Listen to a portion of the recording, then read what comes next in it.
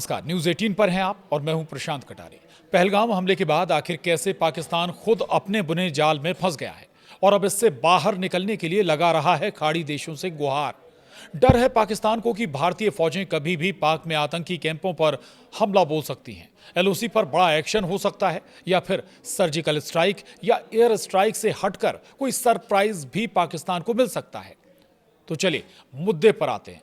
पाकिस्तान के प्रधानमंत्री शहबाज शरीफ भारत के प्रकोप से बचने के लिए खाड़ी देशों से गुहार लगा रहे हैं। शहबाज शरीफ ने शुक्रवार को सऊदी अरब और खाड़ी देशों से गुहार लगाई है कि वो भारत पर दबाव डालकर दक्षिण एशिया में तनाव कम करवाएं। दरअसल पहलगाम में हुए आतंकी हमले के बाद भारत और पाकिस्तान के रिश्ते बेहद खराब हो गए हैं। 22 अप्रैल को पहलगाम में हुए नरसंहार में 26 लोग मारे गए थे। इनमें ज्यादातर पर्यटक थे और 2000 के बाद से ये सबसे बड़ा हमला या कहें नरसंहार के तौर पर इसे देखा जा रहा था और इसी वजह से भारत और पाकिस्तान के बीच तनाव चरम पर पहुंच गया है। वहीं तनाव बढ़ने के बाद पाकिस्तान ने गुरुवार को चीन समेत कई मित्र देशों से मदद मांगी थी। पाकिस्तान ने इन देशों को सिंधु जल समझौते को भारत द्वारा हथियार बनाने की जानकारी भी दी थी। पाकिस्तान के प्रधानमंत्री कार्यालय ने एक बयान में बताया कि शहबाज शरीफ ने इस क्षेत्र में मौजूदा राजनीतिक माहौल को लेकर कई देशों से बात की है, जिनमें खाड़ी देशों के अलावा चीन और रूस भी शामिल हैं। पाकिस्तान भारत के खिलाफ समर्थन जुटाने ईरान से भी गुहार लगा रहा है, लेकिन ईरान भारत पाक के मसले पर क्या पाकिस्तान का समर्थन करेगा, इसमें शंकाएं बहुत ज्यादा हैं। दरअसल ईरान से भारत के संबंध बेहतर रहे हैं। भारत लंबे समय तक ईरान से तेल आयात भी करता रहा है। हालांकि भारत 2019 तक ईरान से भारी मात्रा में तेल का आयात करता रहा। ईरान उसका तीसरा सबसे बड़ा तेल आपूर्ति करता था, लेकिन 2020 से अमेरिका के प्रतिबंधों के चलते भारत को मजबूरन ईरान से तेल खरीदना बंद करना पड़ा। लेकिन संबंधों में कोई कड़वाहट भारत और ईरान के बीच में नहीं आई है। इस लिहाज से ये कह सकते हैं आपको कि ईरान पाकिस्तान के साथ तो कतई खड़ा होने नहीं जा रहा। बहरहाल आतंक को पोषित करने वाला पाकिस्तान अब लगातार अमन का राग अलाप रहा है।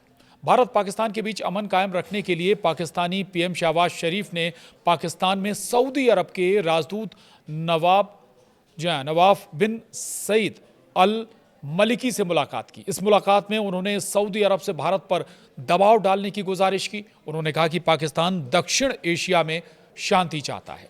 शहबाज शरीफ ने संयुक्त अरब अमीरात यानी यूएई के राजदूत हमद उबैद इब्राहिम सालिम अल जाबी और कुवैत के राजदूत नासिर अब्दुल रहमान जस्सर से भी मुलाकात की और मुलाकातों का मकसद भारत पर दबाव डलवाना है। इतना ही नहीं, शहबाज शरीफ ने एक दिन पहले कतर के शासक शेख तमीम बिन हमद अल थानी और चीन के राजदूत जियांग जाइडोंग से भी भारत और पाकिस्तान के बीच जारी तनाव पर बात की थी। आपको बता दें कि खाड़ी देशों के भारत के साथ मजबूत आर्थिक संबंध रहे हैं और यहां बड़ी संख्या में भारतीय लोग भी रहते हैं। वहीं पाकिस्तान के उप प्रधानमंत्री और विदेश मंत्री इशाक डार ने पनामा के विदेश मंत्री जेवियर एडुआर्डो मार्टिनेज अचा वास्केज और डेनमार्क के विदेश मंत्री लॉस लोके रासमुसेन से भी फोन पर बात कर पाकिस्तान के लिए समर्थन जुटाने की कोशिश की है। यहां भी पाकिस्तान ने भारत द्वारा सिंधु जल समझौते को रोकने पर रोना थोना किया और हालांकि पाकिस्तान इन खाड़ी देशों से कितना समर्थन हासिल कर पाता है या पाकिस्तान को समर्थन मिलता है, ये अपने आप में सवाल है। चूंकि भारत के खाड़ी देशों से संबंध लगातार आज से नहीं दशकों से बेहतर रहे हैं और उन देशों से होने वाला द्विपक्षीय व्यापार भी एक बहुत बड़ा पहलू है। दरअसल सऊदी अरब जिन देशों से सबसे ज्यादा व्यापार करता है उनमें भारत टॉप 5 में शामिल है और स्वाभाविक है कि भारत जैसे बड़े बाजार वाले देश सऊदी अरब जैसे बड़े देशों को नाराज तो नहीं ही करेगा, यानी कतई बिल्कुल भी नाराज नहीं करना चाहेगा सऊदी अरब ऐसे देशों को जिससे उसका बड़ा व्यापार चलता है, यानी कि भारत। और इस लिहाज से एक लाइन बिल्कुल साफ है कि सऊदी अरब जैसे बड़े देश भी, खाड़ी के देश भी पाकिस्तान के साथ तो खड़े नहीं होने जा रहे। अब खाड़ी देश कौन कौन से हैं ये भी जान लीजिए। दरअसल खाड़ी क्षेत्र में 8 देश हैं जिनकी सीमा फारस की खाड़ी से लगती है, जिनमें सऊदी अरब, ओमान, संयुक्त अरब अमीरात, कतर, बहरीन, कुवैत, ईरान और इराक। इन सभी 8 देशों से भारत के संबंध हमेशा से बेहतर हैं, मधुर रहे हैं। ऐसे में पाकिस्तान को यहाँ भी मुंह की खानी पड़ सकती है। कोई बहुत ज़्यादा यहाँ से भी उसे लाभ होने वाला नहीं है, यानी खाड़ी देशों से भी पाकिस्तान को कोई समर्थन हासिल होने नहीं जा रहा है। ये तो बात पाकिस्तान के खाड़ी देशों से मदद मांगने की। आपको ये भी बता दें कि भारत ने पाकिस्तान के खिलाफ और कौन से नए कदम उठाए हैं और पाकिस्तान खुद क्या कर रहा है। हालांकि एक तरफ पाकिस्तान पहलगाम की साजिश रचने के बाद अमन की बातें कर रहा है, वहीं भारत से जारी तनाव के बीच पाकिस्तान ने शनिवार को अब्दाली वेपन सिस्टम नाम की बैलिस्टिक मिसाइल के सफल परीक्षण का दावा किया है। पाकिस्तान का कहना है कि उसने ऑपरेशनल रेडिनेस एक्सरसाइज इंडस के तहत 450 किलोमीटर की मारक क्षमता वाली इस सरफेस टू सरफेस मिसाइल का परीक्षण किया है।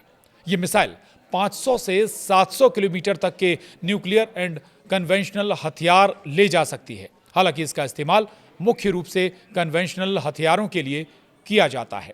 इसमें मॉडर्न नेविगेशन और गाइडेंस सिस्टम है जो सटीक निशाना लगाने में सक्षम है।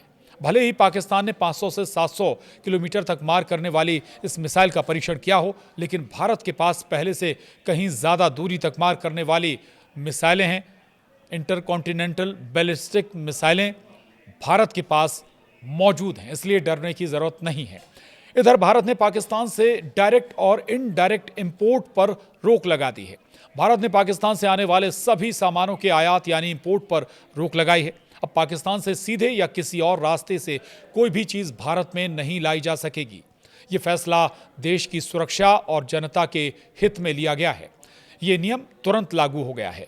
सरकार ने नोटिफिकेशन भी जारी कर दिया है। इसमें कहा गया है कि अगर किसी को इस रोक से छूट चाहिए तो उसे पहले भारत सरकार से इजाज़त लेनी होगी। वहीं जम्मू कश्मीर में पहलगाम हमले के बाद एक्शन लगातार जारी है। पहलगाम के बाइसन घाटी में आतंकी हमले के केस में जम्मू कश्मीर पुलिस ने 75 लोगों को पीएसए यानी पब्लिक सेफ्टी एक्ट के तहत अरेस्ट किया है। पीएसए के अंतर्गत आरोपियों को 2 साल तक के लिए जेल में रखा जा सकता है। ये तो बात हुई खाड़ी देशों की, साथ ही बात हुई जम्मू कश्मीर में क्या एक्शन हो रहा है, पाकिस्तान के खिलाफ भारत क्या एक्शन ले रहा है। लेकिन एक और पाकिस्तान ने मांग की है चीन और रूस से कि जो पहलगाम की जांच हो रही है, चीन और रूस उस जांच में इन्वॉल्व हों। यानी पाकिस्तान को लगता है कि इस मामले को वो फिर से अंतर्राष्ट्रीय मामले के तौर पर तूल दे, लेकिन इसमें भी गुंजाइश बहुत कम है। आज के लिए इतना ही। नमस्कार।